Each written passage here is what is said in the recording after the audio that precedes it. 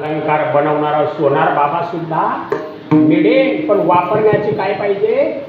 हातवटी पाहिजे. हो, एवढ्या मोठ्या राणी साहेब पण गेल्या दादा. ठाईच समाप्ती बरी कापुराचे थडी आणून देईल दैव. ज्ञानोबरांची सुंदर भाषा दादा. भाग्याने मिळाला, पण लोकांनी भाग्याचं दुर्भाग्य केलेलं आहे.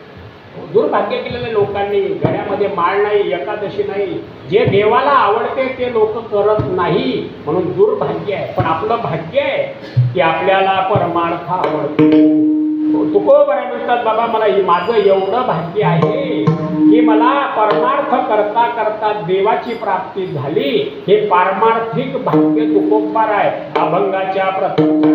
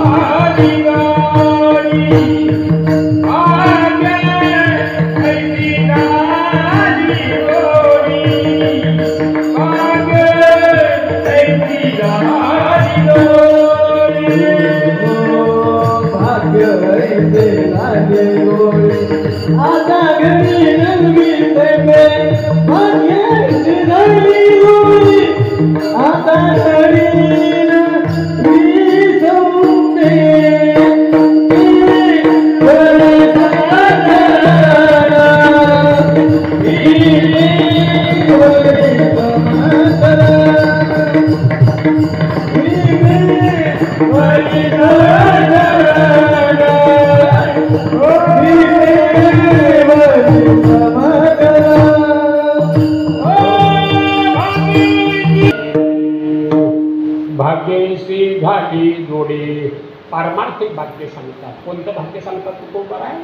पारमार्थिक भाग्याचे दोन प्रकार आहेत. एक व्यवहारिक भाग्य आणि दुसरं पारमार्थिक भाग्य. व्यवहारिक भाग्य म्हणजे काय? ऐका बरं का. व्यवहारिक भाग्य म्हणजे काय? आपल्या वाडवडिलांनी कमवलेली संपत्ती आपल्यापर्यंत कशी सुरक्षित ठेवली. नवे नवे आपण त्याच्यामध्ये वाढ केली. म्हणजे जमीन घेतली, बंगला बांधला, आपण त्याच्यामध्ये जास्त केलं. जसं आपलं अगोदर बघा काहीच नव्हतं, इथं खाली खड्डा होता, फक्त एवढ्याच मंदिरामध्ये कीर्तन होत होतं. पण भगवंताची हनुमंतरायाची कृपा झाली, दात्यांनी एवढं मोठं हे दिलं. हो, लक्षामध्ये घ्या दादा. म्हणजे आपण टिकवून ठेवलं आणि आता त्याच्यामध्ये चांगल्या प्रकारची अजून भर पडत आहे. हे पारमार्थिक भाग्य आहे, हे व्यवहारिक भाग्य आहे. आपल्या वडिलांनी कमवलेली संपत्ती ठेवली, आपण त्याच्यामध्ये वाढ केली. ज्ञानोबरांची उभी ऐका.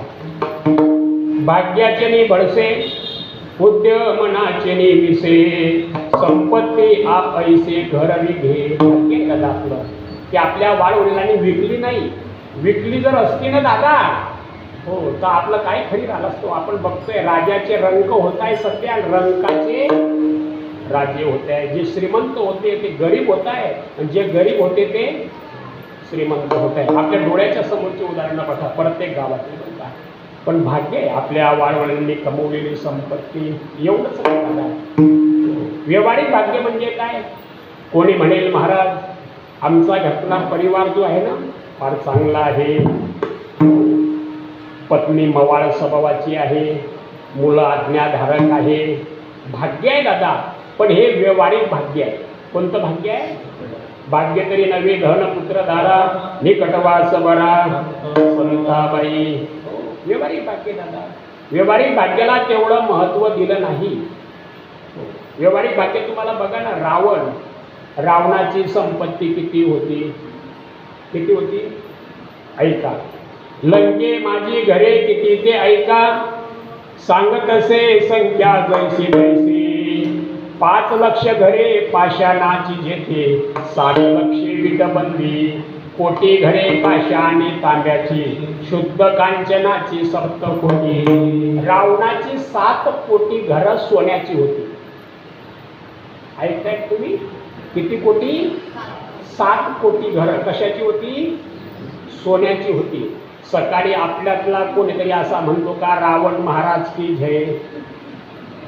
सकाळी उठल्याबरोबर हो असं कोणीतरी म्हणतो का आपल्यातला की रावण महाराज की? का म्हणत नाही? संपत्ती आहे दादा, पण त्या संपत्तीला तेवढं महत्त्व दिलं नाही तुकोबारायांनी. पण पारमार्थिक भाग्य तुकोबाराय सांगतात, मला भगवंताची प्राप्ती झाली. पारमार्थिक भाग्य आहे. रावणाचं भाग्य सांगत असताना कितीतरी अभंग आहे. रावणाकडे संपत्ती तर होती, पण रावणाला 80,000 बायका होत्या. किती? 80,000. हो. 1.25 लाख नातू, 1 लाख मुलं.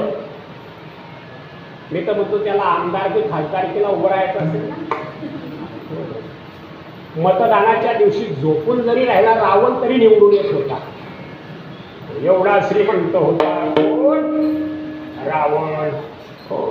त्याच्यामध्ये 80,000 बायकामध्ये त्याची एक पतिव्रता पत्नी होती. कोण? मंदोदरी. 5 पतिव्रता मावल्या आहेत. त्यांचं नुसतं नामस्मरण केलं की मनुष्य सर्व पापातून मुक्त होतो. अहिल्या, द्रौपदी, सीता, तारा तथा मंदोदरी. हो, मंदोदरी. पंचकन्या नित्य स्मरण, मनुष्य सर्व पापातून मुक्त होतो. रावणाचा असा मुलगा होता दादा, इंद्रजीत. त्याचं नाव मेघनाथ होतं, पण त्याने इंद्राला जिंकलं म्हणून इंद्रजीत. किती संपत्ती असो त्या दादा, काही फायदा नाही. पण जो परमार्थ करतो ना, ते पारमार्थिक भाग्य आहे. भाग्यशी झाली जोडी, मला भाग्याने देवाची प्राप्ती झाली. आता घडी न विसंबे. मी देवाला एक घडी, घडी म्हणजे हातातली घडी नाही बरं का, घडी म्हणजे 1 क्षण, 1 मिनिट, 1 तास देवाला मी आता विसरणार नाही. आणि विसरणे म्हणजे हानी आहे. विसरले तया थोर झाली हानी, पचतील खाणी 84च्या. तुकोबाराय देवाला म्हणतात, देवा तू माझ्यावरती कितीही संकट येऊ दे, पण तुला मी थोडंही विसरणार नाही. तुका म्हणे तुझा न पडावा विसर, दुःखाची डोंगर झाले तरी, दुःखाची डोंगर झाले तरी. तुका म्हणे तुझा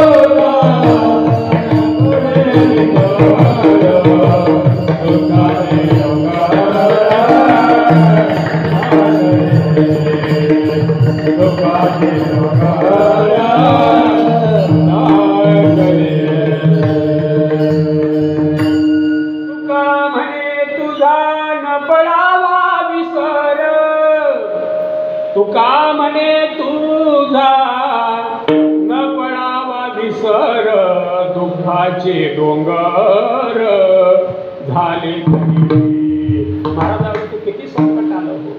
महाराज श्रीमंत होते, पण श्रीमंत असणारे तुकोबाराय वयाच्या 13व्या वर्षी लग्न झालं महाराजांचं. कितव्या वर्षी?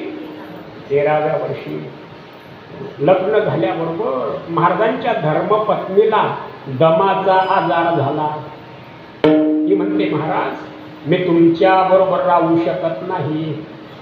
महाराजांचं दुसरं लग्न वयाच्या 15व्या वर्षी झालं. श्रीमंताची पत्नी पुण्यातली गुढी